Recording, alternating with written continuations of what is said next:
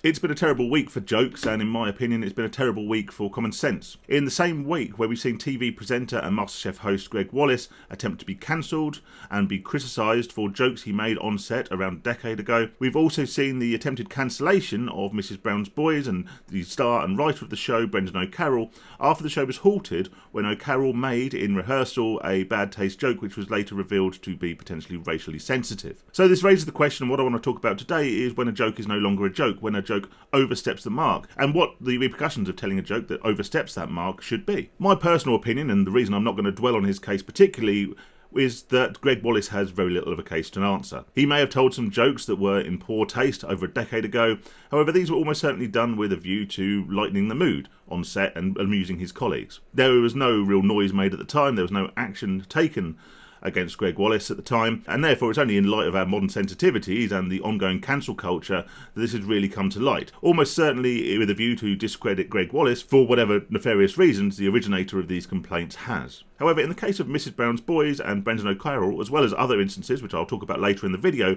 I think the line is somewhat more blurred and certainly open to interpretation. Mrs. Brown's Boys star Brendan O'Connell halts show and sparks BBC probe after making racist joke. Actor says he deeply regrets the clumsy line. So basically what happened in effect is Brendan O'Carroll, who plays Mrs. Brown and also the main writer for the show, made a joke in which he said, "I don't call a spade, I call a spade a," and then he was going on to say the N-word before being deliberately interrupted by his on-screen daughter, who effectively cut him off to stop him from saying what we assume would be the N-word. Now, it's very, very important to note that he never intended to say the word, and O'Carroll has come out and said this himself. It's also important to note that this was during a rehearsal. However, this didn't stop the BBC from launching an investigation into the incident and, in fact, suspending temporarily the filming of the show. Many, many people have come out before me and said that surely this is the purpose of a rehearsal. You try a joke, if it doesn't get the right response, if it doesn't land, shall we say, then you remove that joke from the show. You remove that joke from the final script, you replace it, or you just leave it out altogether. However, in this instance, because it was deemed to be racially sensitive,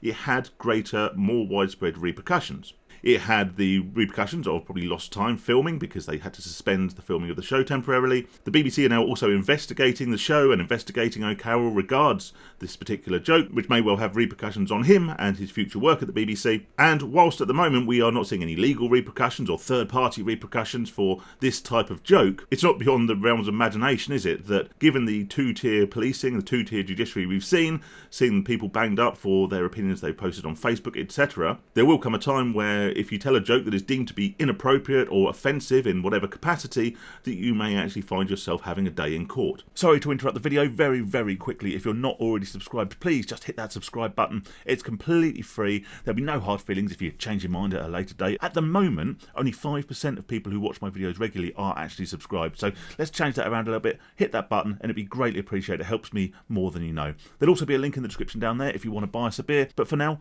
back to the video. Thankfully, we're not there yet, but I think it's important to address this as it is potentially a slippery slope. I think I may have already by proxy made my opinions on this matter clear. I think it's very, very important that we protect comedy because protecting comedy and protecting jokes protects our wider freedom of speech. In Britain, we are particularly au fait with dark humour. It's what got us through world wars. It's got us through lots of dark points in history. Making light of the most desperate and the most tragic of circumstances is actually a British coping strategy, and I'm sure it is in many other parts of the world. So I think it's fair to say that we can joke about basically anything. But does this mean we should joke about basically anything? And does this mean that we can joke about anything without repercussions? Well, my honest answer is no. No, I think we are free to make jokes and make light of whatever, even the darkest of topics. However, this isn't to say it shouldn't come with repercussions. Now, as I'm filming this video, we read in the news this morning about the tragic death of Liam Payne, the former One Direction star who was 31 and tragically died at a hotel in Argentina. Now, I'm not going to go on and talk too much about that story. It's not my place to comment, and it is quite clearly just a tragedy. Whether or not it was an accident or whatever, doesn't matter.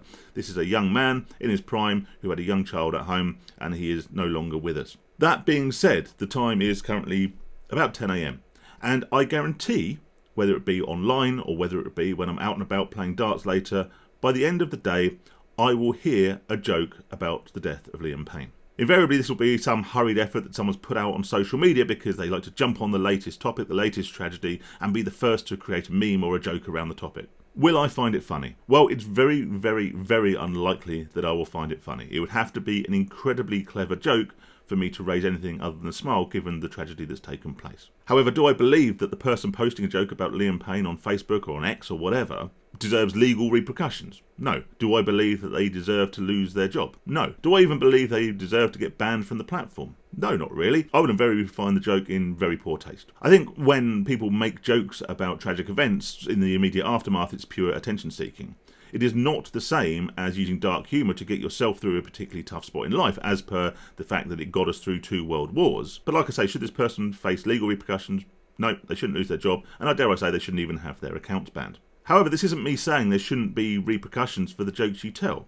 There will always be repercussions for the jokes you tell. If someone posts a bad taste joke on social media about Liam Payne or about anything else that's tragic and probably not something we should immediately be joking about, and I see it, I will make, dare I say, a certain judgment about that person, telling inappropriate, poor taste jokes. In the same way as talking in a derogatory, sexist, racist, misogynistic, homophobic way has social repercussions. If I'm with a group of people, I'm playing darts later, so there'll be a group of, dare we say, lads about. If someone says something that I believe is offensive, something I believe is in poor taste, something that I strongly don't agree with, do I think they should be kicked out of the pub? No. However, this will affect mine and invariably lots of people around me's opinion of that individual. And it's the same with people who post things on Facebook.